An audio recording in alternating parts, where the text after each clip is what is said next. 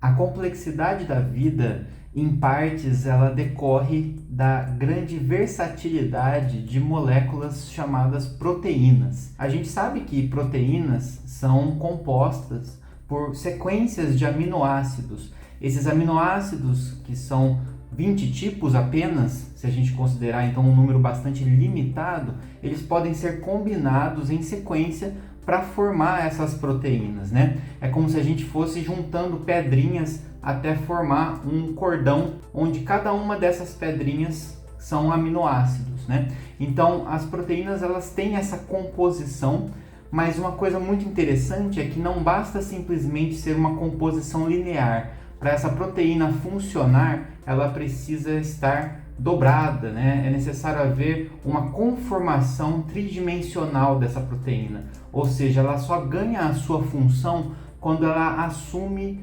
uma conformação muito específica. Vamos supor que essa é a conformação específica que essa proteína funciona. Se ela estiver em outra forma, ela não vai conseguir exercer a sua função. Então, um grande desafio dentro da área da bioquímica é entender qual é essa conformação que faz com que ela funcione e por que essa proteína assume essa conformação. Afinal de contas, se a gente fosse tentando aleatoriamente encontrar qual é a forma correta que essa proteína deveria assumir, a gente não conseguiria, não seria viável fazer isso de maneira aleatória. Então, com o passar do tempo, nós fomos percebendo que existem algumas tendências de que essa proteína se dobre de acordo com o ambiente em que ela está e de acordo com a sequência de aminoácidos que ela é composta. Mas para fazer esses cálculos matematicamente de maneira convencional, a gente demoraria muito tempo e seria muito inviável que a gente conseguisse prever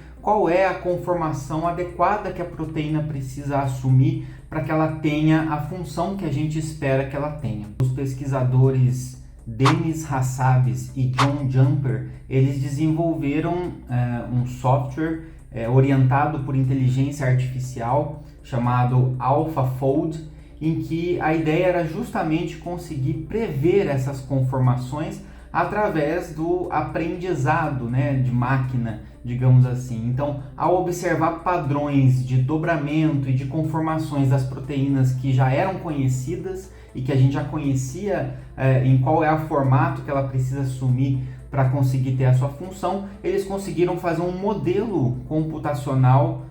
com inteligência artificial para que se consiga prever, a partir da sequência de aminoácidos, prever exatamente qual vai ser essa conformação 3D, que levou a conseguir disponibilizar dados de milhões de proteínas para os cientistas do mundo todo, de maneira colaborativa, mostrando então qual seria essa conformação funcional dessas proteínas, o que abre espaço para a gente entender a função delas e a conformação adequada em inúmeros campos, incluindo a área médica. E aí, enquanto esse software AlphaFold ele faz a previsão da conformação da proteína funcional com base na sequência dos aminoácidos, outro software estava sendo desenvolvido também por David Baker, que é um outro ganhador aqui do Nobel em conjunto, que desenvolveu um método computacional chamado de Rosetta Fold, para o desenvolvimento de novas proteínas que não existem disponíveis aí na natureza, a partir também de modelos que utilizam a inteligência artificial. Então funciona mais ou menos assim: suponha que existe um parafuso e que nenhuma chave de fenda que existe hoje consegue girar, parafusar esse parafuso. Não existe nenhuma disponível. E aí você desenvolve uma chave de fenda específica para conseguir girar esse parafuso, uma nova ferramenta. A ideia aqui também é essa: uma proteína que não existe, mas você é capaz de montar essa sequência de aminoácidos e prever se ela vai ser capaz de se dobrar de maneira que ela se torne funcional para conseguir um determinado objetivo. Então, esse pesquisador e seu grupo conseguiram demonstrar, então,